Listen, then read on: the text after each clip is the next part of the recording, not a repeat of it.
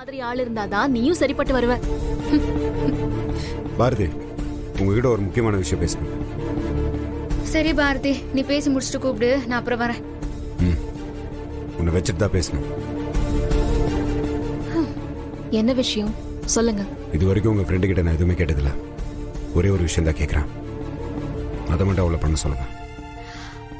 இவன் சொல்லிலாம் என்னால எதுவும் கேட்க முடியாது பாரதி. ஏய், கொஞ்ச நேரம் நீ வாயை மூடுறி. நீங்க சொல்லுங்க. இவன் என்ன எவ்வளவு அசிங்கப்படுத்தியிருக்கா, அவமானப்படுத்தியிருக்கா, வேதனைப்படுத்தியிருக்கா.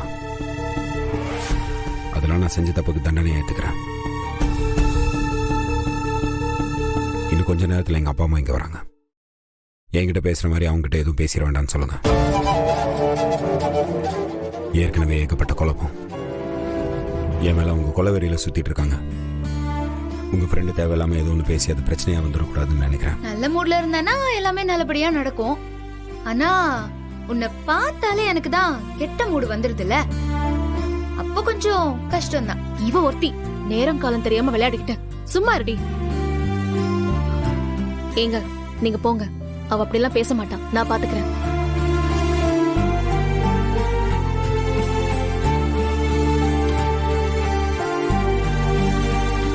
ஏய், போதும்டி. இதோட எல்லாம் நிறுத்திக்கிட்டு அடுத்து என்ன செய்யலாம் தெளிவா முடிவெடு. இத பாருடி, அழகர் தப்பு பண்ணது இருக்கட்டும்.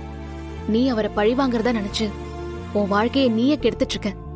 இது இப்படியே போயிட்டு இருந்தா உங்க 2 பேருக்கு மட்டும் இல்ல, உங்களை சுத்தி இருக்கிற எல்லாருக்குமே சங்கடம். தெரிஞ்சோ தெரியாமலோ பாட்டி இன்னைக்கு ஒரு நல்ல விஷயம் பண்ணிருக்காங்க. அவரோட அப்பா அம்மா வர்றது உனக்கு ஒரு நல்ல வாய்ப்பு. இந்த வாய்ப்பை பயன்படுத்தி உன் வாழ்க்கையை சரி பண்ணிக்க பாரு. அழகருக்கும் உனக்கும் கல்யாணம் ஆயிடுச்சு. இப்ப நீ அவர் பொண்டாட்டி. ஏய், அவனுக்குலாம் நான் பொண்டாட்டி கிடையாது. நீ இல்லன்னு சொன்னாலும் அதுதான் உண்மை. அவர் கட்டின தாலி உன் கழுத்துல இருக்கு. நீ என்ன முடிவெடுக்கிறதா இருந்தாலும் என்ன கேளு.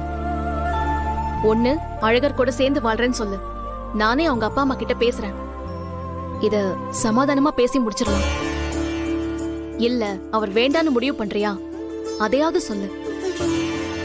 நீ ஓ வாழ்க்கையை பாத்துட்டு அவரு அவர் வாழ்க்கையை பாத்துட்டு போட்டோம். பாரதி, அப்ப நடந்தது எல்லாத்தையுமே மறக்க சொல்றியா? மறக்க சொல்லலடி, மன்னிக்க சொல்றேன். என்ன பாரதி, எல்லாம் தெரிஞ்சு நீயும் இப்படி பேசுற? அவன் செஞ்ச துரோகம் எவ்வளவு பெருசுன்னு உனக்கே தெரியும்ல.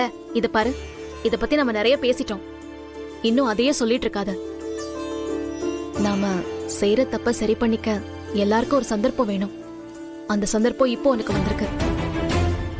இப்ப கூட நீ இதை சரி பண்ணலனா கடைசி வரைக்கும் உனக்கு எதுவுமே சரியா இருக்காது.